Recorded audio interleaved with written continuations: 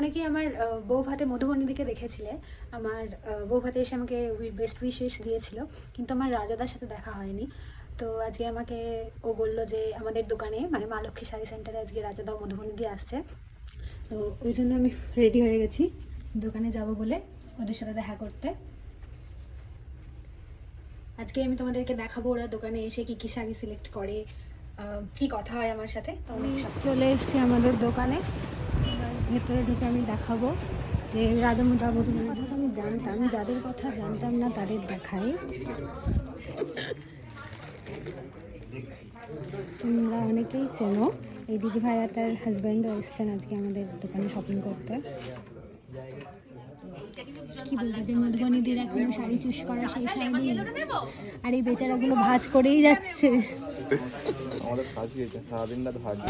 ভাজই করে যাস বল তোরা, ভাজেই কাজ। দিদি এখনো বেছেই উঠতে পারছে না কোনটা কোনটার কি কি নেবে।